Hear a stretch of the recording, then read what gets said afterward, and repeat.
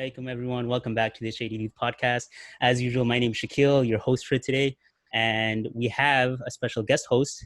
Well, not special because you've seen him like 3 times already, but we have Hilal for today. You want to say something, Hilal? Guys. Assalamualaikum. Hope you guys aren't tired of me again. Alhamdulillah. And today, our guest is the one and only Shaziya Barkat. Just a few things about her. She is an author based in New York, raised in Chicago. She wrote this book that I have in my hand right here. I know I'm really professional as a host. I have the author's source material. So it's called Knowing You. It's about the 99 names of Allah. It's a book full of poems, personal essays. And yeah, we're just going to talk about that for today and a lot of her influences, how she got into writing, her experience as a Muslim writer, and just all of that pizzazz. So Shazia, how are you today? Good, alhamdulillah. Assalamu alaikum, everyone. Hope you're all doing well. Salam. Alhamdulillah. So we were kind of talking about this off camera, but you said you were raised in Chicago. Yes.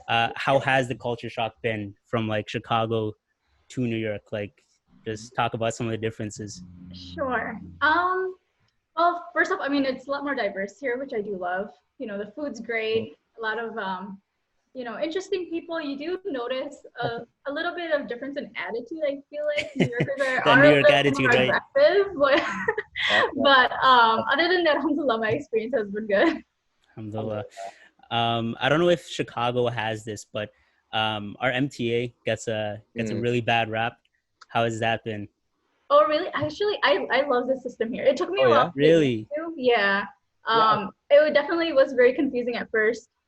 Since the city's so big, but it's all I use now, and it's very convenient. Alhamdulillah. What's surprising is that most New Yorkers hate it, but if you look at it in like retrospect, it's actually one of the greatest MTA or like subway systems around the globe, or at least in America. Yeah. But in Chicago, in Chicago, they have the trams, right? Is that what they call it, or like the little cars? We have like CTA. We also have buses as well, but it's pretty much the same, though it's not as widespread, I would say. Gotcha. Okay. So talking about your book, well, let's kind of go back because it's a funny story how I got a hold of this in the first place. So I'm not sure if you remember the story, but basically, I was following your page for a while. And I've been meaning to get the book, but I was going to buy it anyway. Like I was going to buy it on Amazon sometime sooner or later. But you were at an event. There's something called MSA Showdown in New York. I don't know if they have it in other states, but it's basically like a competition between different colleges for like a whole slew of, competitions between like college MSAs. One of them was for spoken word. Others like for Nasheed, for Jeopardy, things like that. Basically, you were a judge there, if I'm not mistaken, right? You were a judge. Spoken word. Right. And you also had a table set up. Right. Yes, book signing. So I think I was at work that day or something like that. And a few of my friends were at Showdown and they were like, yo, that author that you really like on Instagram, she's here selling her books. And I was like, oh, that's pretty cool. Could you like get her to sign it for me? And then they did. And it was like super cool. And literally the next day you hit up the Shady Youth for an episode. I was like, wait, did they like tell her about me? That's like really embarrassing. No. I actually just happened to like come onto your page. This is a really cool initiative. That's awesome. That's amazing. Yeah. So I was like, did you guys seriously like promote me to this author? They're like, no, we didn't do that. But that was a really cool coincidence. Yeah. So yeah, and then we were supposed to do this episode like way back in January or like before February. COVID, I know. Yeah, we actually literally scheduled the day and everything. And it was supposed to be in person, but this is the next best thing. So, you kind of just make the best out of it, right? Yeah. So, well, before we get to your book, have you done a podcast style interview like this before? Or I've done one with the Muslim podcast. Okay. Yeah, they're dope. They're pretty cool. That how recently was that? I want to say we did it like 2 months ago. It came out, I think, beginning of August. Gotcha. Yeah. Okay. Wait, who was that run by again? Because I know it, but I'm just. Yeah, I think Hilal, you know her from NYU. From NYU. Is it Osman? Oh my God, I totally forgot. I guess it is Asma, yes. Yeah. He just started it recently. It's really cool. First or second yeah, no, I watched two of them. I know Asma as well. She's really cool, amazing Oh person. yeah, nice. Yeah. Gotcha. So I guess finally getting to your book. How did this all start pretty much, like the whole writing thing for you? When did you figure out that you did want to be a writer? When did you figure out that you wanted to get into, poetry? It's a very, it's very like competitive field, right? There's like, everyone seems to be a poet these days. Yeah. So how did your journey for that start? Sure. So I grew up writing in general as a child. It was really in high school where I really got into it. I wrote for the high school newspaper. I did local poetry contests with spoken word. And then when I got to college, I kind of immersed myself more into that with this online literary magazine called Muslim Youth Musings. And then I was also editor-in-chief for my MSA magazine. So I continued writing with that. But in terms of like knowing you in poetry. Oh, which MSA were you part of? Oh, it's called Loyola University Chicago. Gotcha. Yeah.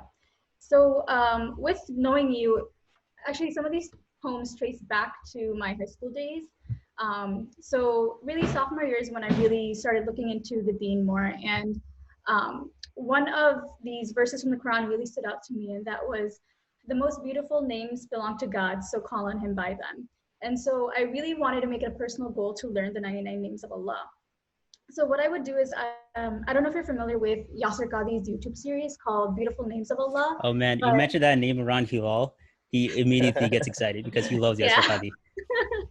So it's really great. He literally goes through every name, the context that it comes out in the Quran, as well as all the different layers and manifestations just one name can have. So what I would do is I would listen to that, and just in the process of learning the names, I would write about them. This was still in high school? Yeah, this was in high school. So it was just kind of like it started as just like a form of reflection, and kind of seeing how Allah's names played a role in my life and in my personal experiences. And then as the years went on, I kept on doing that whenever something came up that kind of reminded me of a certain name. But at that time, I didn't really know that this was going to be a collection or anything like that. But that's kind of how the theme started. And then it was really not up until like maybe a year ago or 2 years ago where my husband, he like looked at some of the stuff I had, and he's like, you really need to finish this. So, it was like a 10-year long, hiatus almost, awesome. But I got back to it and like, got it out there. Alhamdulillah. Oh, gotcha. Alhamdulillah. No, I can definitely relate to the hiatus thing because, I don't know, it's always weird calling yourself a writer, but I do dabble in poetry. I love writing poetry. And then there's always like that 6-month like break in between where I'm just not writing anything. I get like really invested into like, school or, this project of mine, the Shaded Youth. So I kind of just do these things for a while. Then I kind of just forget about like my other passion, which is writing. Right. Yeah. So how was that, right? Because you obviously got into a very intense career field, right? Pharmacy. That's a very demanding line of work, line of, academia. How was that, like balancing writing this book, but also working in that sort of career field? Yeah. So I think the most challenging part for me was during like pharmacy school and residency as well, just because of the workload. But I always kept writing as an outlet. I think that we all need something to kind of express ourselves, to have like kind of sort of self-therapy in a way. So whenever I wasn't studying, whenever I just needed a break, I would go back to writing. And even if it wasn't, I didn't want to like pressure myself, like I have to write this, or it was just kind of like as it comes. And I guess that just kind of helped me through whenever I kind of felt like very emotional, whenever I was going through something, I would just write about it. Gotcha. One thing I was actually wondering, even like before the whole being an author, what kind of made you start off just writing like poetry or just writing in general? Where did that whole thing kind of start? And also kind of when did that phase lead to, hey, I want to make this something official. Like I want to take it up a notch. I want to publish it like that. So what was that whole process like? Oh, is that your husband in the back? Yes. He's awesome. Hey, he got a cameo. No, you're fine. Assalamu alaikum. So poetry specifically, it was actually inspired by my sister. I have an older sister, and she loves writing as well. And just growing up, she was kind of my inspiration. And in terms of making this official, I want to say college was when I got the official idea to kind of make this into a book and kind of complete the rest of the names that I hadn't written about yet. But it was a very interesting process because, like, as I said in the beginning, when I was writing, it was more after my experiences and kind of like as they came. Whereas the second half of the book, it was more like, okay, I kind of like, these are the names that I still need to like fulfill in terms of poems. So it was a little bit of a different experience for both parts of it. Gotcha. Well, considering that, you probably had a lot of experience really reflecting on these 99 names, writing extensively about them, obviously, and launching a whole lecture series on them. Do you have any particular name that you would categorize as your favorite? And as to why? Actually, this is also my favorite poem in the book. It's Al-Mu'min, and it not only means like the giver of faith, as commonly we perceive it to be, but it means the giver of tranquility, the giver of serenity, and also the remover of fear. And I think that one relates to me the most, just because, especially in these times with so much like anxiety with this pandemic and a lot of fear that we had in the beginning, especially as a healthcare professional in March, like what am I going into at work every day, and what are we going to experience, what am I going to see, and so I think that one really relates to me the most. Gotcha. Well, how was your whole experience during COVID as a pharmacist? Alhamdulillah, mine wasn't as bad as other places. I work in a cancer hospital, and they were really careful about, putting, procedures in place to make sure that we were containing everything. And, for us, we actually don't have an emergency department in our hospital. So we also didn't see many of the most severe things like that, I guess. Whereas my husband, he's a ED doctor. So his schedule was crazy, his workload was crazy. It was very stressful. And, I know it was very, very tough for a lot of people, especially here in New York, with how many patient cases we were having and how many deaths we were getting. But alhamdulillah, I'm glad we're past that, and inshallah we don't come back to that again. Yeah, alhamdulillah. Inshallah you and your family is also okay. Being in the front lines, that's tough, for sure. Yeah, I mean, I work at an urgent care. A lot of the viewers already kind of know this. I put out a lot of funny stories that I get from work. But yeah, I wasn't working for like a good 3 months just because like my family was very, protective of like not letting me go near that. And I was just kind of seeing like a lot of my friends, they also work in healthcare. And yeah, they were just telling me like a lot of these stories of like, we have a lot of patients backed up. Like it's really getting hectic. Right. Yeah. The capacity was, I mean, it's crazy. I mean, yeah, alhamdulillah, like your family was safe, and your husband especially, right? Yeah. Well, during that whole kind of catastrophe, I guess, right? Were there any like writing pieces that were kind of inspired by that whole thing? Any pieces of writing that you may want to share based on like what you kind of got out of that whole experience? Yeah, sure. There are a few on my Instagram page that I started posting like when we first peaked. I can see if I can find some if you'd like. All good. Yeah, all good. No worries. Sorry, let me just decide. Yeah, because like during that whole thing of like me personally, I was stuck at home because we had like Zoom class, and Hilal, you can attest to this. Like those classes, bro, they're not worth it. Like they suck. But pretty much like I really got back into writing just because I had like so much free time. I was like, might as well, right? So I just used to like free write a lot, and I used to like do a lot of like random, like it wasn't even like full on pieces. I just wrote like anytime I thought of like some good lines, I would just write it down and be like, okay, I'll like put these together later on. Right. No, and that's kind of like fun to play. Sometimes how you find it is just through free writing, yeah, exactly. So that's awesome. So I found one that I wrote. This was like right at the peak when I'll admit it, I had a lot of anxiety in the beginning, but so this kind of me too. Like, don't worry, you're not alone. The flag is up. On your marks, get set, No. I smell the burning of rubber as the wheels spin against the dirt of the earth, even before I have a chance to change gears, and I'm left suffocating in the cloud of your dust as you speed up. Oh, time, isn't it ironic that you become more powerful when there is less of you? You strike one. I have my hands up in fists, blocking your first hit. You strike six, and their breaths are knocked out as they fall to the floor.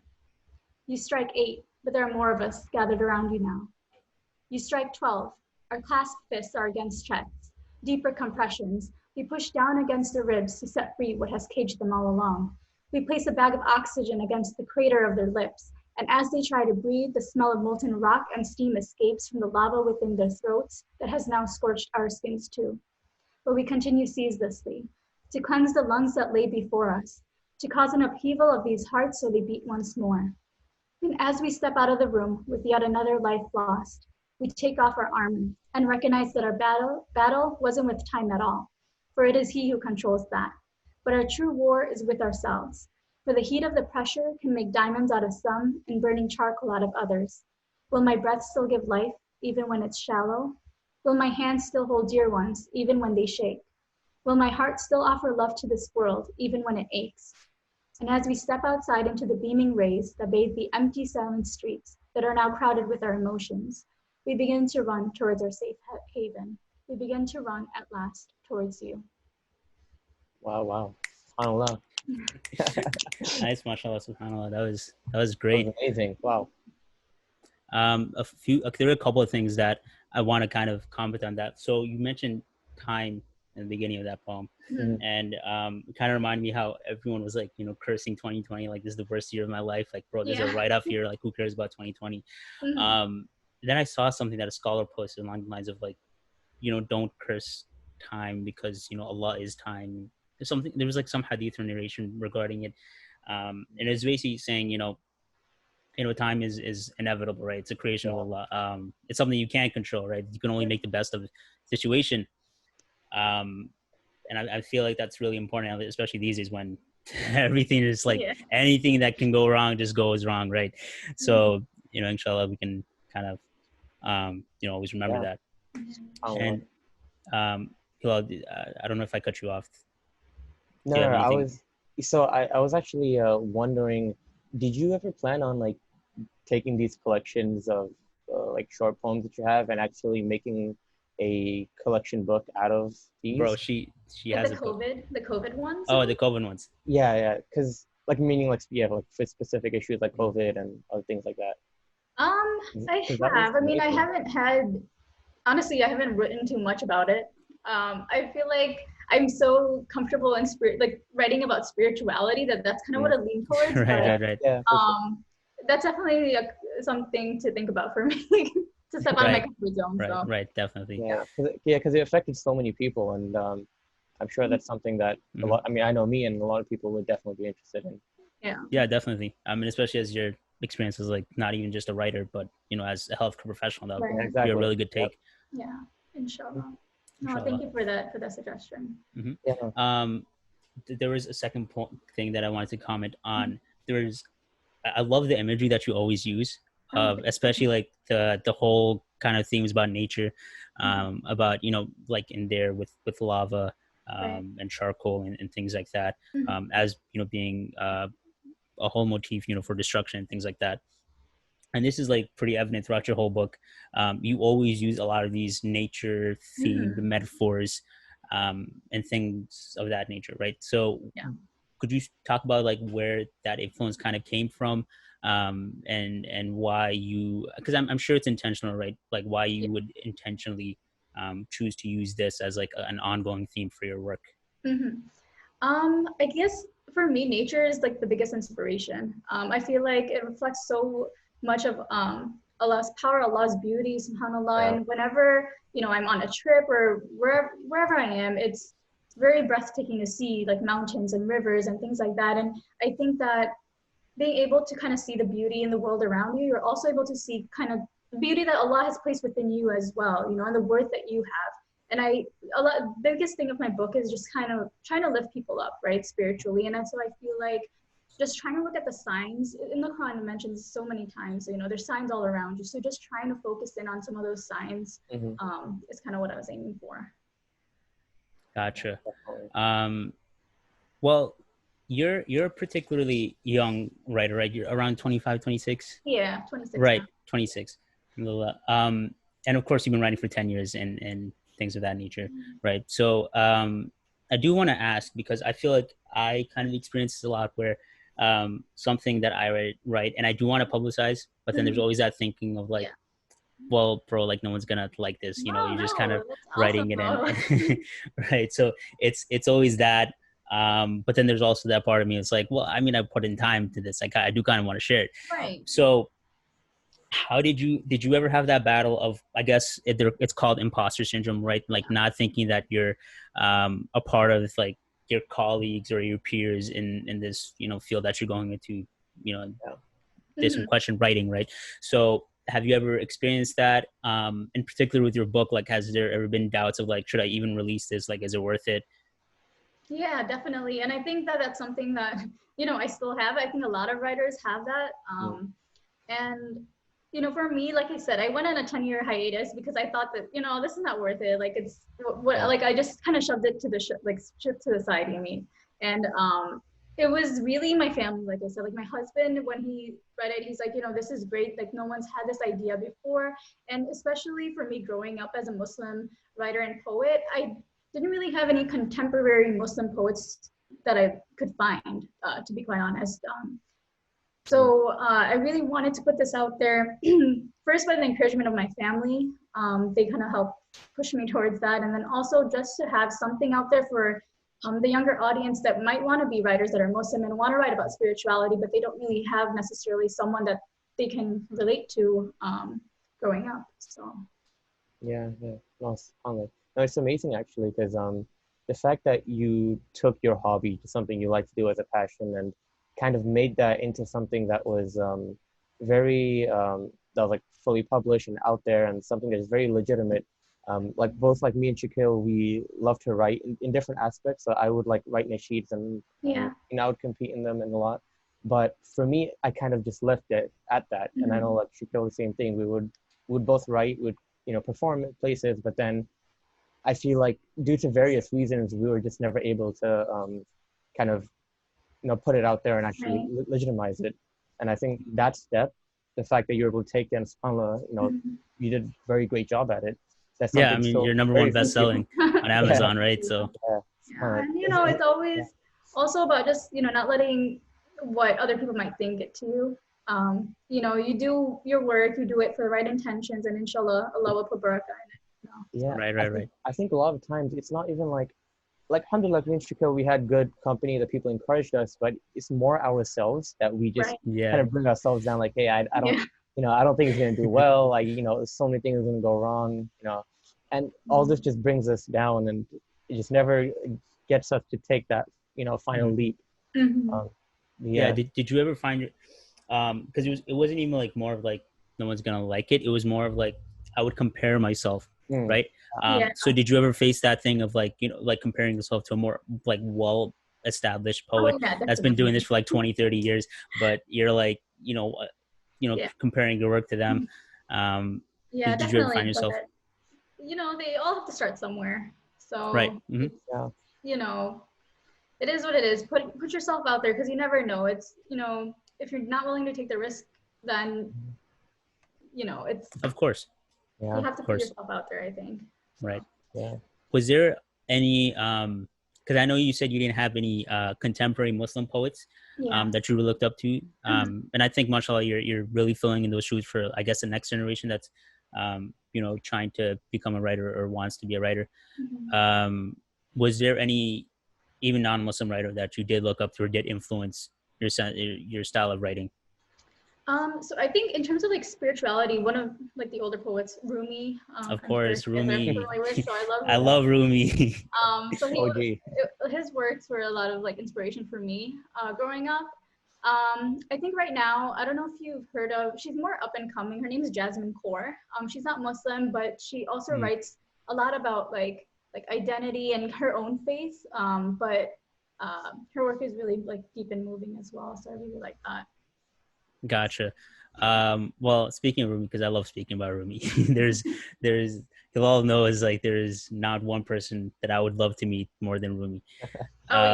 Yeah. So how did you get into him, and like any specific piece of work that do come to mind with him, with in regards to him, or Yeah. you know? I feel like I love all his stuff. I don't really remember exactly when or how.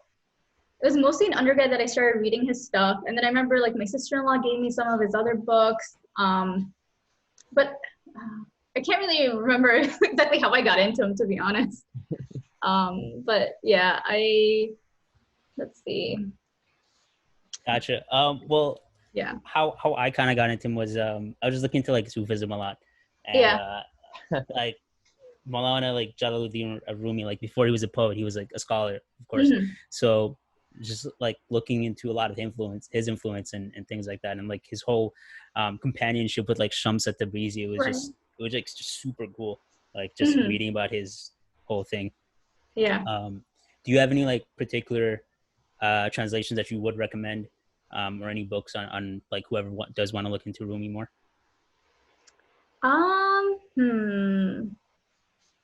My God, just read all of them. I don't really have a favorite, to be honest. Gotcha. How about you? Do you have something? Not really. I mean, so I don't have any particular books. I've been trying to get like a few books. Like it's always been on my Amazon wish list. I just never like put on order. But I kind of just go on like, I think it was like musnavi.org or something like that. And they just have like a whole slew of them. And I just a lot of them I just find it like online. Yeah, exactly. Yeah. So. Exactly, of course.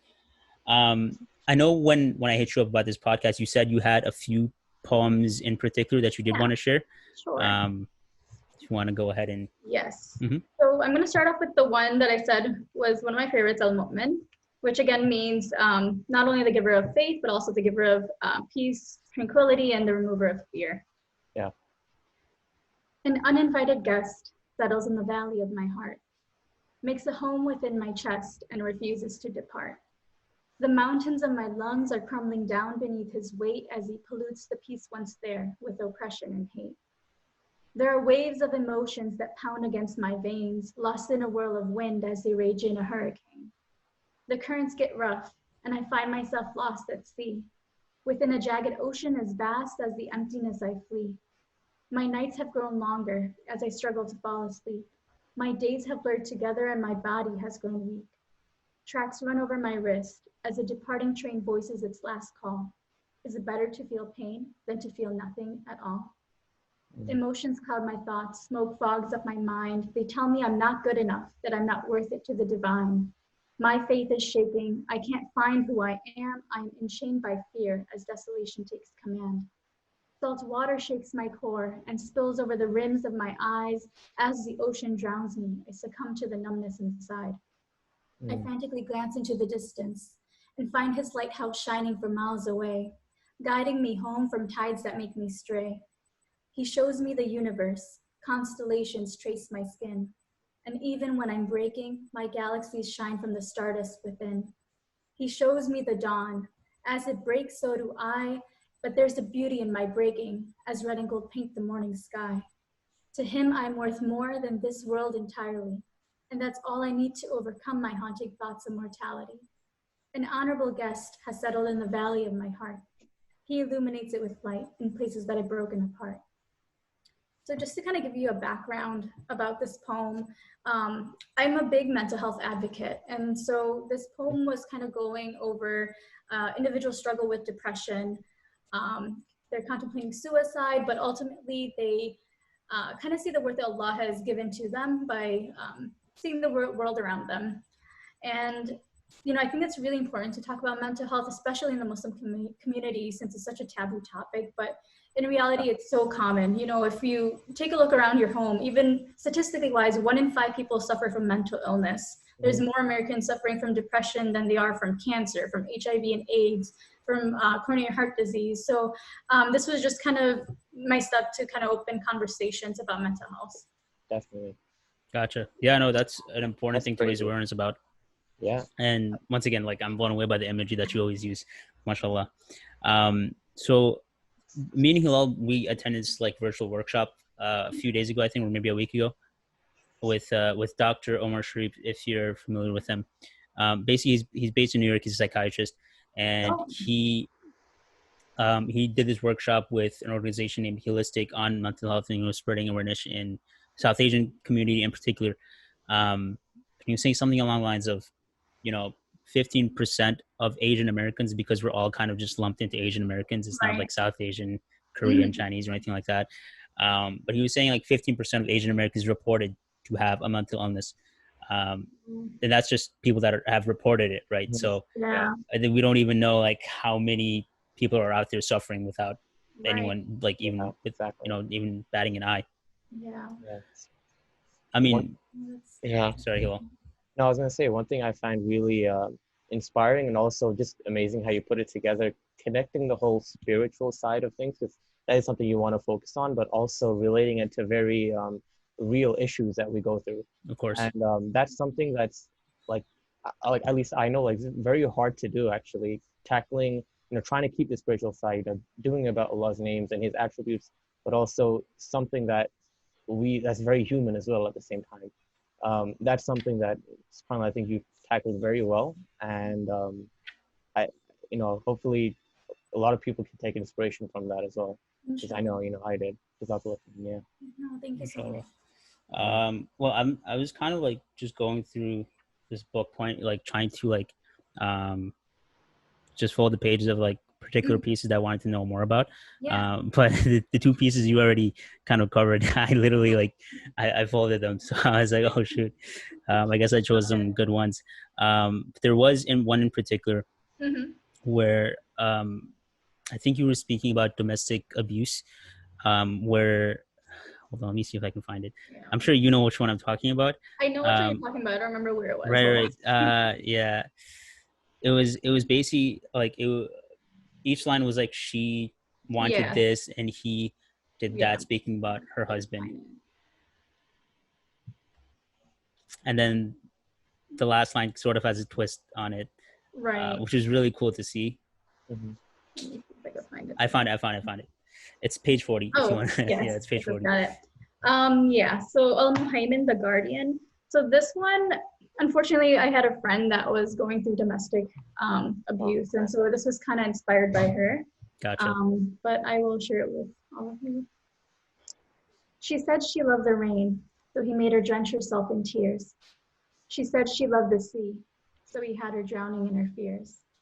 She said she loved to fly, so he took the ground away from beneath her feet. She said she loved to dance, so he mesmerized her to his beat. She said she loved heights, so he never caught her when she fell. She said she loved the stars, so he had her hopelessly gazing through nights of hell. She said she loved laughter, so he took it away to keep it safe with him.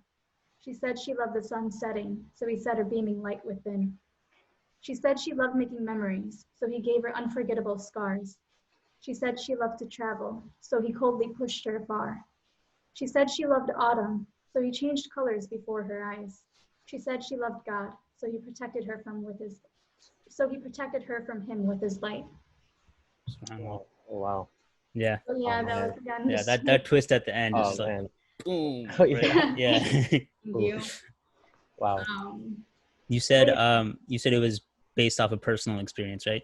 Yeah, but I had a friend that was going through this, unfortunately, but alhamdulillah, she also was able to find someone better. But again, just to kind of raise more awareness about this. Yeah, definitely.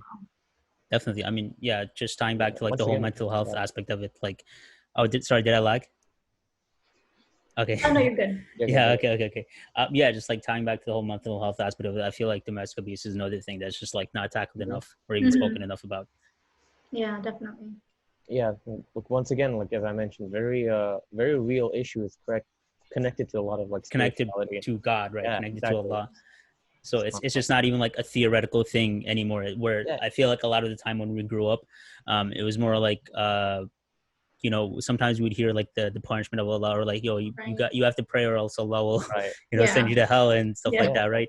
But I guess some people do need that fear. Like sometimes I need that fear of God instilled in me, or else I'm not going to do what I need to do, right? But then like you really do need to develop that and nurture that love for Allah. Yeah. And just know that Allah loves you, right, and wants you to have the best of any situation. Yeah, definitely. Yeah. Definitely. Was there any point in your life that did sort of change how you perceived Allah, right? I know you spoke about in high school you listened to Yasser Qadhi's lecture series, but was there any point before that that kind of made you take that step of like, I want to know who Allah is, rather than just, you know? I think as you know, people that are born into Islam, I think we all hopefully like have that point in life where we accept Islam individually rather than just kind of being born in it. I don't know how to describe that. Yeah. But, I don't know. It's kind of like being reborn into your faith. Yeah, exactly. And so for me, I had a tough time in high school because one of my best friends was going through MDD or depression, basically. And sorry, could you just explain what MDD is? Exactly? Major depressive disorder. Okay, so that's like the actual, I guess, diagnosis, diagnosis for it. And so I don't know how to describe this. It was just hard on us just because we were so close. It was hard on our family, and for me at that same time, we had a lot of like issues going on, like personally in my family as well, you know, with health and things like that. And I think all of that together was just very stressful, you know, and so that was kind of when, you know, you kind of turn to other things, you turn to other people to talk to, you know, you try to look for other sources of help, but at some point you realize that only Allah can help you, you know, and that was the first time in high school where I picked up the translation of the Quran. You know, up to that point, I hadn't even read it in English. So I read it for the first time, and it spoke to me so deeply in so many ways. And I feel like that was really kind of like, I guess, the moment where I wanted to learn more about Islam and learn more about who Allah is. And since then, you know, I kind of been more stringent on like my prayers and things like that, fasting and all of that. But it was really, I think, just going through that experience of having someone that is, you know, is dying or is you're about to lose, and you know, just turning back to the only person that can help them. Wow. Yeah, I think a lot of the times when we face something like personal on our own, where we kind of meet that roadblock, you know, like Kiko was saying before, we learn about all this growing up, but it's always something that's we're kind of just taught as, oh, this thing is out there, there's this punishment, we have to pray, like all these spiritual things we learn about, but we don't see, or we don't actually face real life like, I guess, like roadblocks or things that are actually affecting us directly. And until we reach that point, that's when we don't actually realize that I really have to understand what I'm, you know, learning, what I follow. And that's in that point, that's when we kind of, hopefully, inshallah, most people bridge that gap between, okay, this is just something spiritual that I just have to learn about and know this exists, to something that is, hey, this is something real that I have to follow and I should want to know, and this can actually affect me in a day-to-day basis. And yeah, I think everyone at some point goes through that phase or that occasion that leads them to that point. But yeah, inshallah, I hope we can all, you know, find that point in our lives where we can make that transition. Yeah. Right. Do you both feel like you've had that point in your life? I definitely do. For me, like, alhamdulillah, like, it was pretty early on, I'd say. Like, it was around 8th grade. I can pinpoint the exact like day where it sort of happened. We were like all just sitting in the library, and like me and like a group of my friends would always just go to the library, like if we didn't go to lunch. And we had like the laptops open from, you know, because you just could take out a laptop and, you know, do whatever you want on it on the table. So we all had that open, and then one of my friends, he pulled up this merciful servant video, right? You know, those like with the crazy that she's in the background, and then, you know, with lectures, some would say are cheesy, but, you know, alhamdulillah, like it had a good influence on me. So he just pulled it up, and it was like a short film on praying Fajr, right? And, you know, the hadith about the 3 knots, you know, shaitan has 3 knots over you. and then you break them once once when you get up, once when you do wudu, and then once when you pray Fajr, I believe. Um, and so he was showing me that, and it was like some crazy imagery of like shaitan as like a devil, and he would like come to you, and he was like whispering with you, and I was just blown away by the cinematography of it. But I think why that video had such a huge influence on me in particular was it just seemed a lot more modern. It just seemed like something I could actually like visualize and something that I could grasp. Like the importance of praying Fajr was right in front of me. Whereas before it was just like lectures or like stuff that, my parents and my uncle would like say to me. It was just like it was up to the imagination, I guess. Right. So I guess when seeing something like in person like that, it really had an effect on me. Then I would like binge Merciful Servants videos like after that, like 14, 15. That was like my jam, yo. I would legit like binge them. I would binge like I would look up the lecturers that were in the videos. Like that's how I got exposed to people like Esther Qadi, people like Hamza Yusuf, Omar Sulaiman. And then I would just like binge their lectures after that. And and more than that, I went to high school that had an amazing Muslim community. Like me and Hilal got very close over there.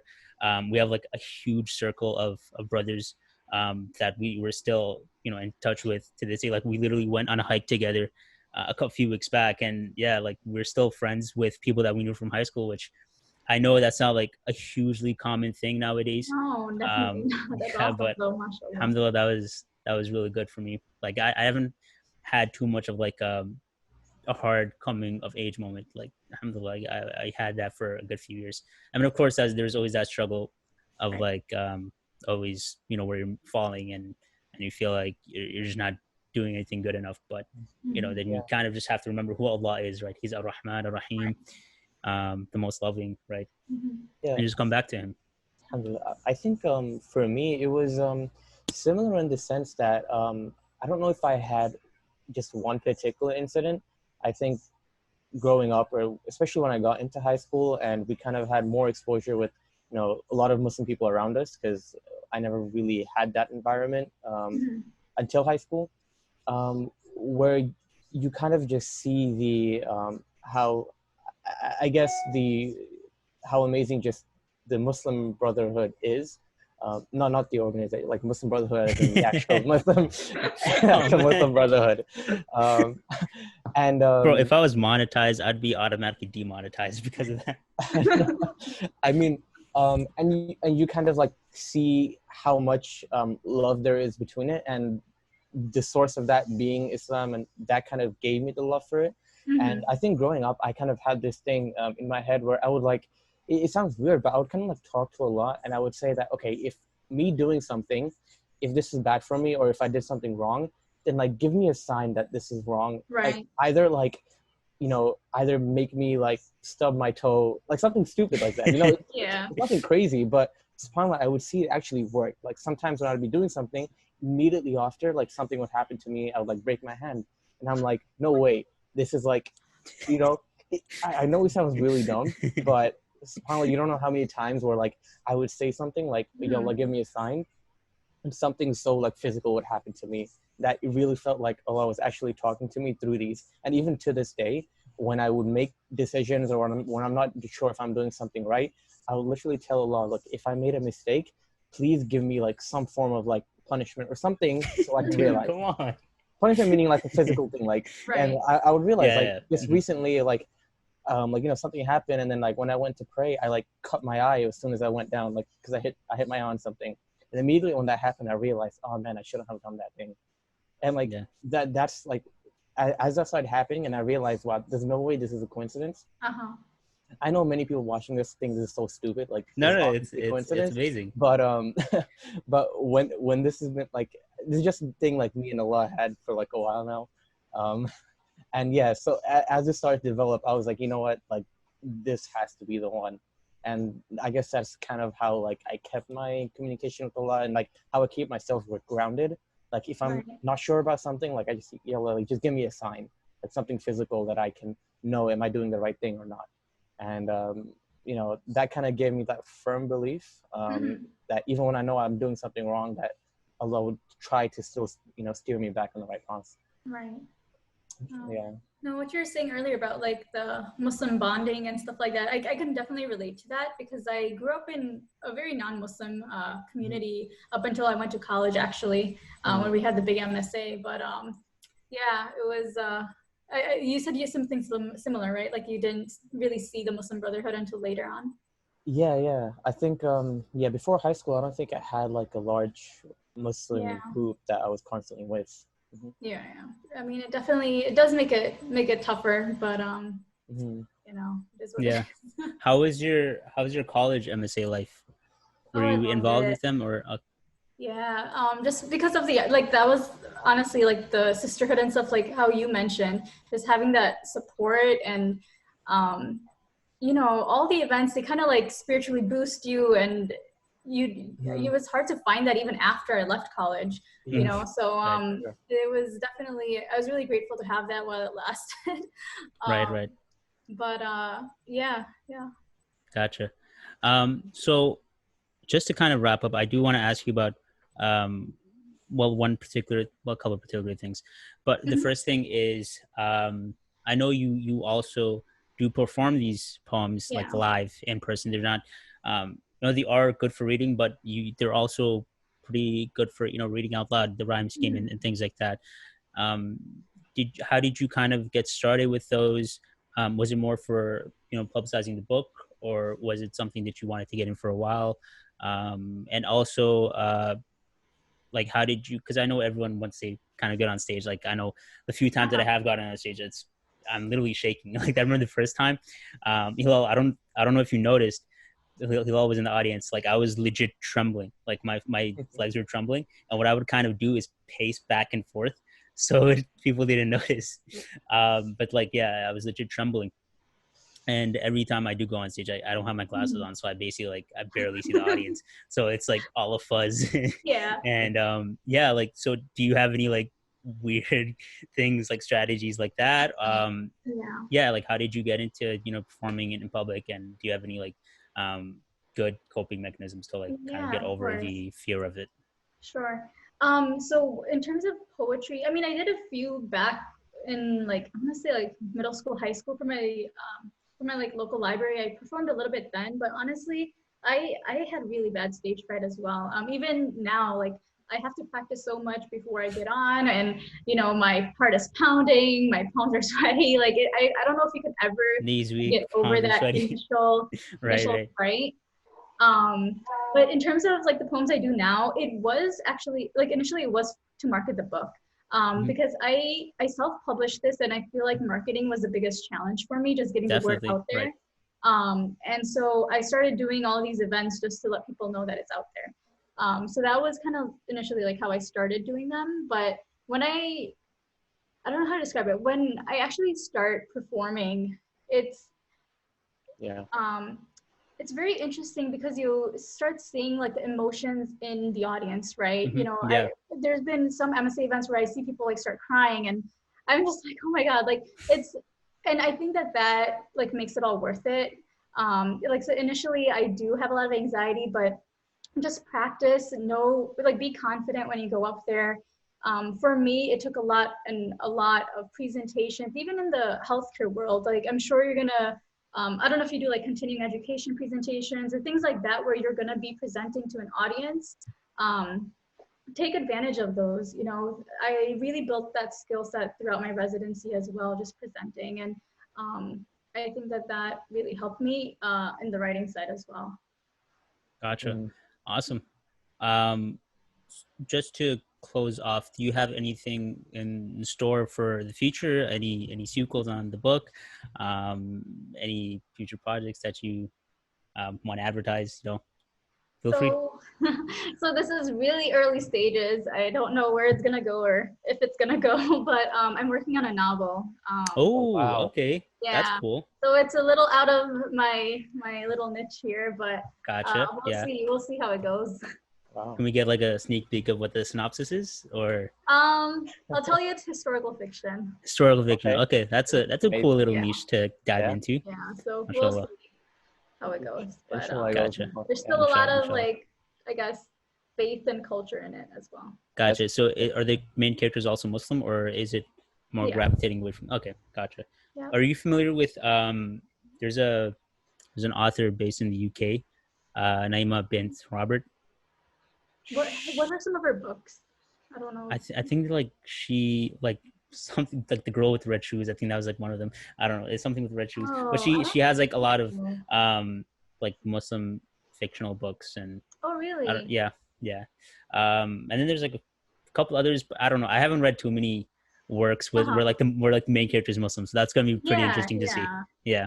So I'm excited to go through with it, but we'll see. It's kind of still up in the air. So. Yeah, no, I'm really excited for that because historical fiction and where the Muslim is a main character, that's gonna be dope. That's gonna be dope just for the synopsis, inshallah.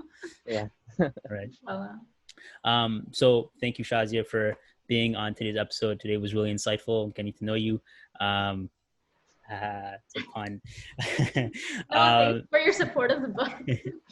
Alhamdulillah. Thank you, Hilal, for being my guest host once again.